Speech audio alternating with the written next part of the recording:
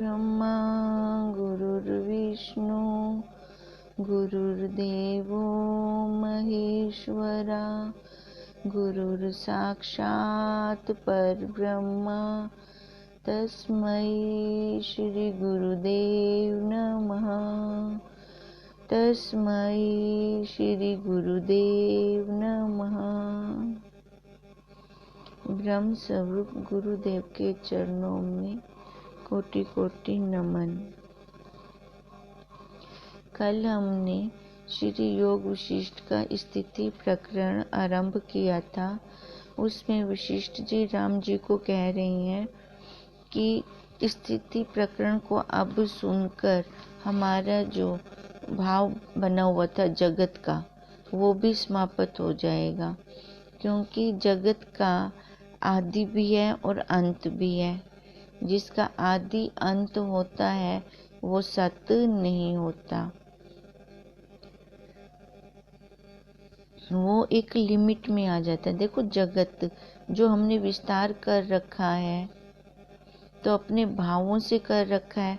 जब हम उन भावों को समेटते हैं तो वो ख़त्म भी तो हो जाता है। वो संसार जो हमने बना रखा है, अपने आप से खुद बनाया हुआ है, देखो वो संसार फिर हमारा ख़त्म हो जाता है।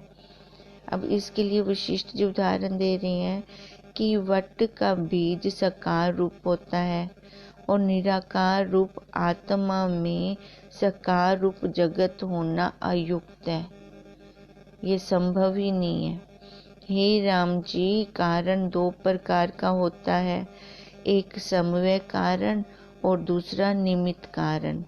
आत्मा दोनों कारणों से रहित है। कल हमने यहाँ रखा था और हमने कहा था कि इन कारण को हम कल करते हैं, मतलब आज कर रहे हैं। अब कारण, सबसे पहले तो यह जानना जरूरी है कि कारण होता क्या है। कारण कहते किसको हैं? जो कार्य से पहले नियत रूप से रहता है उसको कारण कहते हैं। जो कार्य से पहले नियत रूप से रहता है उसको कारण कहते हैं। जैसे सोना, सोना आभूषणों से पहले रहता है। अब सोना होगा तभी तो गहने बनेंगे। अब जैसे मिट्टी, बर्तनों से पहले मिट्टी रहती है। कारण में कोई व्यवहार नहीं हो सकता। व्यवहार किस में होता है? कार्य में। सोना हो गया कारण और गहने हो गए कार्य। देखो, अब जितने भी गहने हैं तो उनका अपना अलग अलग व्यवहार है। अब नाक का कोका हम कान में नहीं डाल सकते, कान के बूंदे नाक में नहीं डाले जाते। आकार के साथ, हर आकार के साथ अलग अलग व्यवहार है, पर इन सब का कारण, आकार का कारण क्या है? जो ये कार्य हम देख रहे हैं उसका पीछे अधिष्ठान कोई ना कोई होता है। कारण के ना होने पर कार्य नहीं रहता। अब सोना ना हो तो गहने आभूषण नहीं रहेंगे। मिट्टी ही ना हो तो बर्तन नहीं रहेंगे। प्रकृति में प्राय कार्य कारण संबंध स्पष्ट नहीं रहता। क्यों नहीं रहता? क्योंकि एक कार्य के अनेक कारण रहते हैं। पर इसको सांख्य और वेदांत दर्शन ने दो कारणों में ही बांट दिया। अब वो दो कारण कौन से हैं? एक उपादान कारण और दूसरा निमित्त कारण। उपादान कारण को समवाय कारण भी कहते हैं। अब पहला लेते हैं हम उपादान कारण या समवाय कारण। इसके पदार्थ से कारण उत्पन्न होता है। इसके द्रव्य से कारण उत्पन्न होता है, कार्य से और रूप में फिर वो परिणत होने की शक्ति उपादान कारण में होती है। जैसे सोना गहने का उपादान कारण है, अब वो रूप में परिवर्तित हुआ। हमारे पास सोने का बिस्कुट है तो उससे हम कोई व्यवहार नहीं कर सकते। अब जब तक हम उसको कोई आकार नहीं देते तो उसमें व्यवहार भी नहीं कर सकते या नहीं होता। या मान लो कि एक स्टील की चद्दर है, अब इस स्टील की चद्दर में कोई व्यवहार नहीं है। जब इस स्टील की चद्दर को आकार में बदलेंगे, गिलास बनाएं, कौली बनाएं, प्लेट बनाएं, अब जितने जो आकार, उन सब का अलग अलग व्यवहार। अब उस कौली का उपादान कारण क्या है? वो स्टील। अंगूठी का उपादान कारण क्या है? सोना। जब सोने का गहना बनाया जाता है तो वह उस गहने में स्वरूपता विद्यमान होता है। कार्य में कारण हमेशा विद्यमान रहता है। अब अंगूठी में सोना है, भले हमारी दृष्टि में वो आकार रहे, पर उसके बिना तो ये बन भी नहीं सकती। मटके में से मिट्टी को निकाल दें तो मटका बचेगा क्या? पॉसिबल ही नहीं है। अब मटका है तो इससे पहले मिट्टी होगी। इसलिए कहते हैं कि आकार में कारण हमेशा विद्यमान रहता है। या फिर कह सकते हैं कि गहने में स्वरूपता विद्यमान, वो सोना तो है ही है, रहता है। और गहने का आकार आ जाने पर भी वह अपने मूल स्वरूप को छोड़ नहीं देता। गहने का आकार आ गया तो उसने अपने मूल स्वरूप को छोड़ा तो नहीं, वो वैसे का वैसे बना रहा। इसको कहते हैं उपादान कारण या समवाय कारण। अब दूसरा है निमित्त कारण। उपादान कारण से बाहर रहकर कार्य उत्पन्न करता है, उसको निमित्त कारण कहते हैं। उपादान कारण से बाहर रहकर जो कार्य उत्पन्न करता है उसको निमित्त कारण कहते हैं। जैसे जब कार्य उत्पन्न हो जाता है तो उसका कारण भाव फिर समाप्त हो जाता है। अब जैसे वही सुनार गहना निर्माण प्रक्रिया का निमित्त कारण है। अब सोने का बिस्कुट है, वो अपने आप कुछ नहीं कर सकता। अब वो उसको आकार देने के लिए हमें सुनार की ज़रूरत है। अब जब आकार उसको मिल जाता है तो फिर वो सुनार फिर नहीं रहता। अब जैसे हमने अंगूठी डाली, चूड़ी डाली, अब आकार किसने दिया? सुनार ने, तो वो सुनार हो गया निमित्त कारण। पर गहना जब बन चुकने के बाद फिर उसकी कारणता समाप्त हो जाती है। अब वो सुनार फिर हमारे साथ साथ तो नहीं घूम रहा, तो इसको बोलते हैं निमित्त कारण।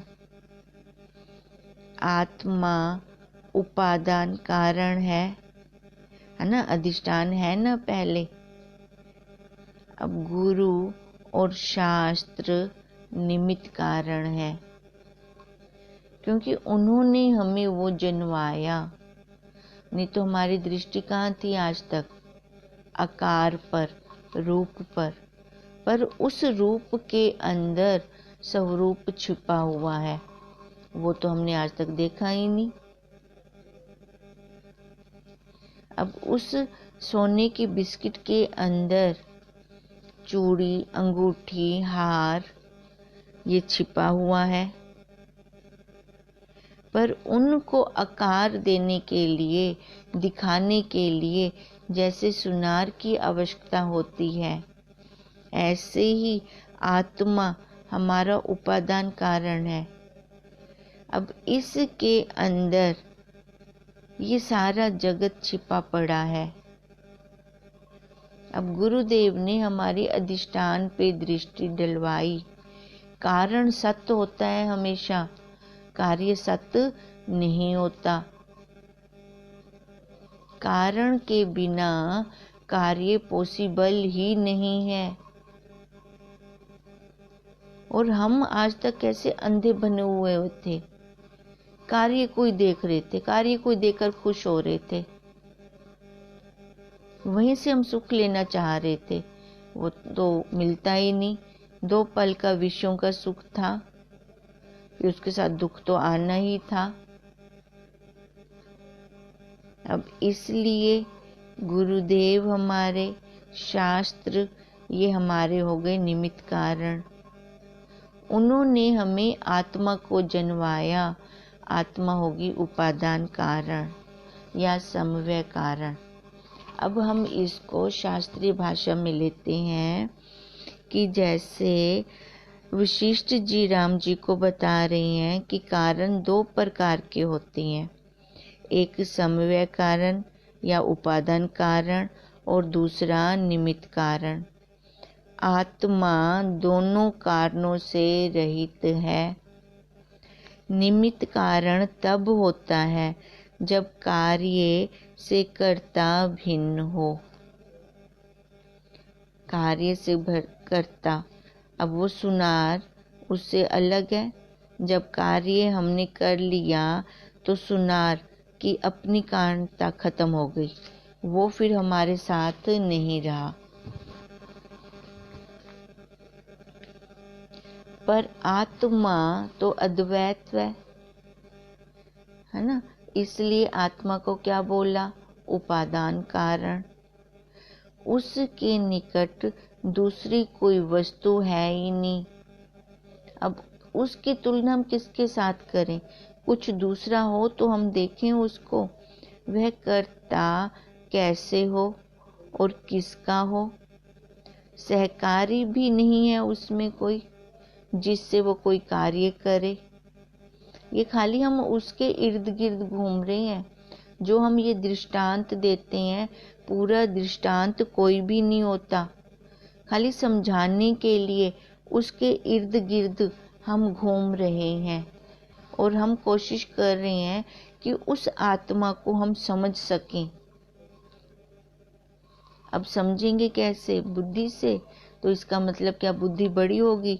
नहीं, बुद्धि को भी वो सत्ता देने वाला है, समझ के फिर समझ को ही बिठा देना है। हम जब ध्यान समाधि करते हैं तो अंतःकरण से करते हैं। अंतःकरण से ये जीव जाके बैठता है अपने आसन में, पर कुछ काल में वो अंतःकरण को भी फिर लय कर देता है। ऐसे ही बुद्धि हमें बहुत हद तक उसके पास छोड़ आती है, पर घर के अंदर साधन नहीं जाता। घर में तो खुद जाना पड़ता है, वहाँ पे किसी साधन की जरूरत नहीं होती। बुद्धि भी साधन है। जैसे हम कहते होते हैं कि रास्ते में मेरे से किसी ने घर पूछा, बहन जी उसका घर कहाँ पे है? तो मैंने इशारा करके बताया, देखो जहाँ पे वो कौवा बैठा है वो उसका घर है। तो वो बोलती ठीक है। अब उस बहन जी के उस घर तक पहुँचते पहुँचते कौवा उड़ जाता है, पर वो हमें मंजिल तो दिखा गया। कौवा भले नहीं बैठा, पर हमें उसका जो हम ढूंढ रहे थे घर, वो तो पता चल गया। अब ऐसे ही ये बुद्धि उड़ जाती है, पर हमें अपनी मंजिल की ओर छोड़ आती है। अब इसलिए कहते हैं आत्मा तो अद्वैत है, उसके निकट कोई दूसरी वस्तु नहीं है। हम ये जितने भी दृष्टांत लेते हैं उसके इर्द गिर्द घूम रही हैं। वह कर्ता कैसे हो और किसका हो, उसका तो कोई सहकारी भी नहीं है जिससे कार्य करें। वह तो मन और इंद्रियों से रहित है, निराकार है, अविकृत रूप है। कोई उसका रूप ही तो नहीं है जो हम बताएं कि वो ऐसे है ऐसे है। और समव्य कारण भी परिणाम से होता है। अब अंगूठी सोने का परिणाम है, चूड़ी सोने का परिणाम है। जैसे वट बीज परिणाम से वृक्ष होता है, पर आत्मा तो अच्युत रूप है,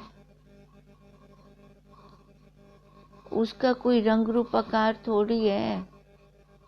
स्टील को तो हमने फिर भी लिया, उसकी चद्दर तो फिर भी हमने ली, उस चद्दर में भले व्यवहार नहीं है, पर वो हमें इन आंखों से दिखी तो सही।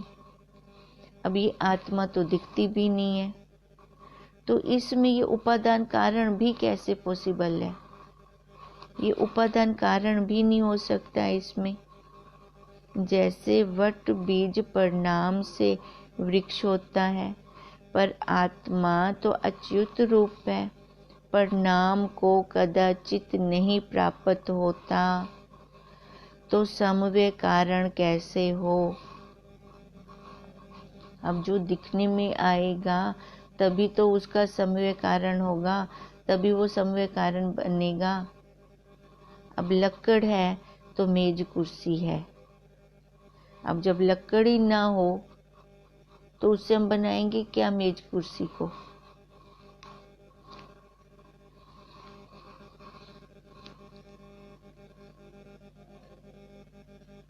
ये 6 विकारों से रहित है। आत्मा 6 विकारों से रहित है। इससे यह जगत अकारण रूप भ्रांति से भासता है। जैसे आकाश में नीलता है नहीं, पर भ्रांति के कारण हमें भास रहा है। सीप में रूपा है नहीं, पर हमें भास रहा है। निद्रा दोष से स्वप्न, अब स्वप्न सच है क्या? मृग तृष्णा का जल, अब वो सत्य है क्या?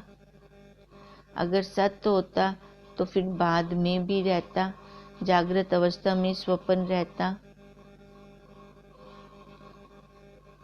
तैसे ही यह जगत भ्रांति से भासता है। अब जिसका कोई उपादान कारण नहीं है तो वहाँ निमित्त कारण कैसे आएगा? देखो वहाँ पे तो वो प्रश्न ही नहीं उठता निमित्त कारण का, तो वो तो वहीं पे ही खत्म हो गया। अब अंगूठी तब बनेगी ना जब बीच में सुनार होगा।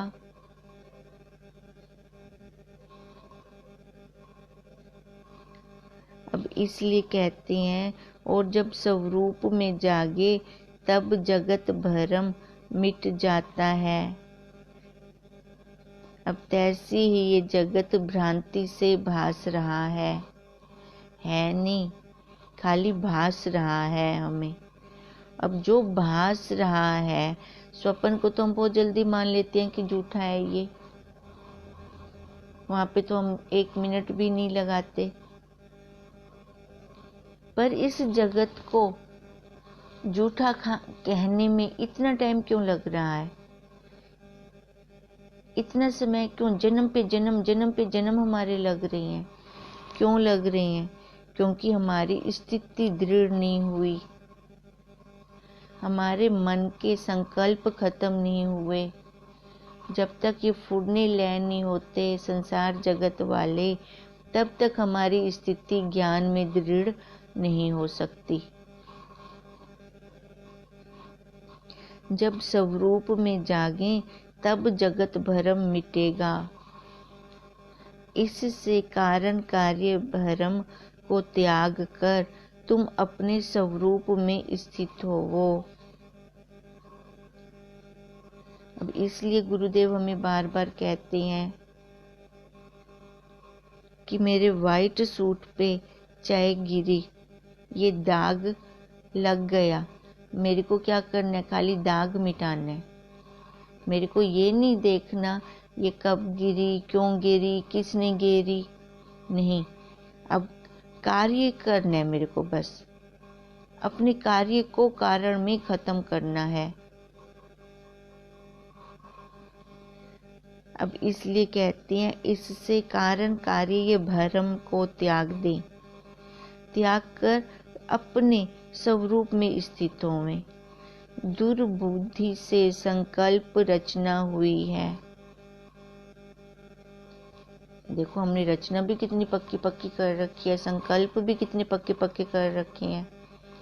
माँ पने का, नानी पने का, चाची पने का, कितनी दुर्बुद्धि से तो कर रखे हैं। और उन्हीं भावों में फिर सुख दुख हमें दोनों भास रहे हैं। अब इसको जब तक हम त्यागते नहीं हैं, तब तक हमारे संसार का अंत नहीं आ सकता। जो ये पन्ने लगा रखे हैं ना, पन्ने लगा लगा के हमने अपना एक पूरा ग्रंथ बना लिया है। अब इस मोटे ग्रंथ को जब तक स्वाहा नहीं करते, तब तक अपनी स्थिति उस आत्मा में नहीं हो सकती। तब तक हम अपने आप को नहीं जान सकते। अब इसका मतलब सबसे पहले हमें संकल्पों को त्याग करना है और आदि मध्य और अंत से रहित जो सत्ता है उसमें स्थिति बनानी है। तभी हमारा ये जगत का भ्रम मिटेगा, ये संसार मिटेगा। अब संसार कहाँ है? बाहर नहीं है, इस शरीर में है। जो ये देह, जो ये मैं आकार लेके बैठी हूँ, मैंने खुद ही अपना संसार बना रखा है। तभी ये हमारा संसार खत्म होगा। इति श्री योग विशिष्ट उत्पत्ति प्रकरणे जगत निराकार वर्णन नाम प्रथम सर्गा। अब ये आज हमारा पहला सर्गा समाप्त हुआ। अब वशिष्ठ जी बोले, हे देवताओं में श्रेष्ठ राम जी, बीज से अंकुरवत आत्मा से जगत का होना अंगीकार कीजिए तो भी नहीं बनता। अगर हम कहें कि जैसे बीज से वृक्ष बन जाता है, अब ऐसी अगर हम बोलते हैं कि आत्मा रूपी बीज से ये जगत रूपी वृक्ष बना है, तो वशिष्ठ जी कहते हैं तो भी ये संभव नहीं है, क्योंकि आत्मा सर्व कल्पनाओं से रहित महाचैतन्य और निर्मल आकाशवत है। बीज का तो फिर भी आकार है ना, दिखने में आ रहा है ना। आत्मा तो दिखने में नहीं आती, शून्य है, आकाशवत है, जिसका कोई अंग ही नहीं है, वो और अंगों को कैसे पैदा कर सकती है ना। अंग वाला ही अंग वाले को पैदा कर सकता है। अब इसलिए वशिष्ठ जी कह रही हैं, क्योंकि आत्मा सर्व कल्पनाओं से रहित महाचैतन्य और निर्मल आकाशवत है, उसको जगत का बीज कैसे मानिए। बीज के परिणाम में अंकुर होता है और कारण समवयों से होता है। अब जैसा बीज होगा वैसा ही फल होगा, वृक्ष होगा, वैसे उसके पत्ते, फूल होंगे, शाखाएं होंगी। आत्मा में तो समव्यय और निमित्त सहकारी कदाचित बनते ही नहीं है। वो तो हमने समझाने के लिए कहा था। अब यहाँ पर तो कुछ भी नहीं है। कोई रंग रूप आकार हो, लक्कड़ हो, आकार में आई ना, तभी हमने उसकी मेज बना ली, उसकी कुर्सी बना ली, उसकी अलमीरा बना ली, बेड बना लिए। कोई पदार्थ तो आए ना पहले। अब इस आत्मा का तो कोई पदार्थ रूप में है ही नहीं। इन नेत्रों से तो हम इसको देख ही नहीं सकते। जैसे कहीं कि बंधिया का पुत्र मेरे को दुख दे रहा है।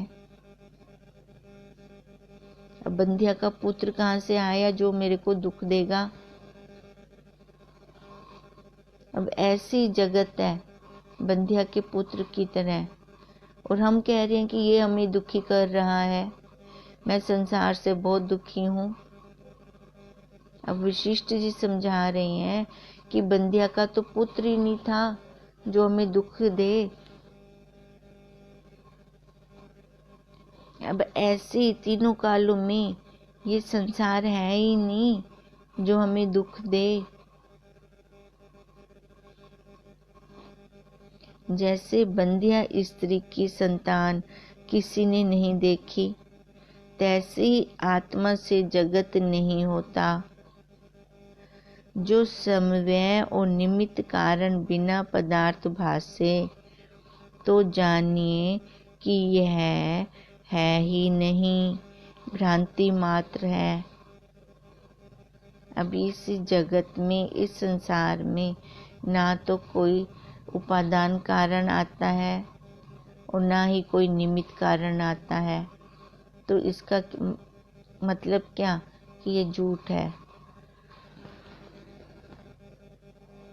ये है ही नहीं।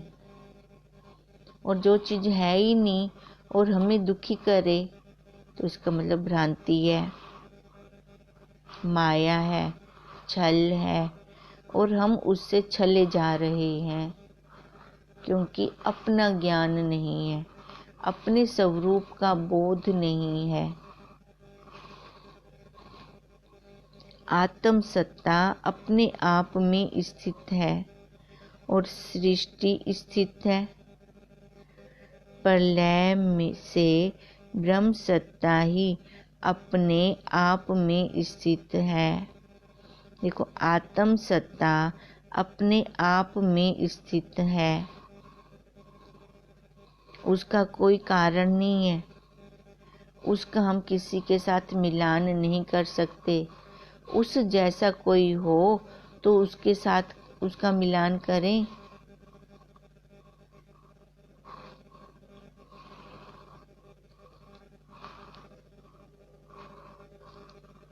उसमें तो कोई कारण आता ही नहीं, ना सजातीय कारण है, ना विजातीय कारण है, ना स्वगत कारण है। वो तो सभी कारणों से रहित है और सृष्टि स्थित है। प्रलय से ब्रह्म सत्ता ही अपने आप में स्थित है। देखो, और सृष्टि स्थित है। प्रलय से ब्रह्म सत्ता ही अपने आप में स्थित है।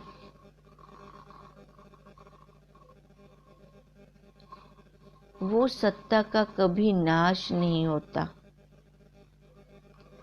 वो फिर भी रहती है, चाहे प्रलय हो चाहे महाप्रलय हो। ये किसने जन्माया कि ये प्रलय है, ये महाप्रलय है? कोई ना कोई तो शेष सामग्री रही होगी। अब जैसे हम एक और उदाहरण लेते हैं कि हमारे पास आटा है। अब आटा है तो इससे ही देखो आटा है, पानी है, चीनी है, घी है, बस यही सामग्री है। अब इससे हम हलवा बनाएं, इससे हम पूड़ी बनाएं, इससे हम शक्करपारे बनाएं। सब्जी तो नहीं बना सकते, या और कोई सामान, मेज, गहने, वो तो नहीं बना सकते। जो सामग्री हमारे पास होगी उससे वही हम बना सकेंगे। जब महाप्रलय हुई तो क्या सामग्री थी? खाली सत्ता। अब ये जितना रंग रूप आकार हम देख रहे हैं, तो इसका क्या मतलब है? ये भी सारे क्या हैं? वही रूप हैं, ब्रह्म रूप हैं। अब वो कैसा अरूप, उस अरूप को हम देखें कैसे रूप में? क्योंकि हम जान भी नहीं सकते फिर उसको। अगर उसका रंग रूप आकार ना हो, देखो अब हमें गुरुदेव ने अपने मुख से महावाक्य दिए, तो हमने वो पहले श्रवण किए, फिर मनन, फिर निध्यासन। अब वो महावाक्य कैसे दिए हमें हमारे गुरुदेव ने? वाणी रूपी यंत्र के द्वारा। और हमने कैसे लिए? कान इंद्रिय यंत्र के द्वारा। अब ये यंत्र कहाँ लगते हैं? आकार में। आकार लेकर गुरुदेव आए तो हम जागे, पर उन्होंने हमारी आकार से दृष्टि हटाई।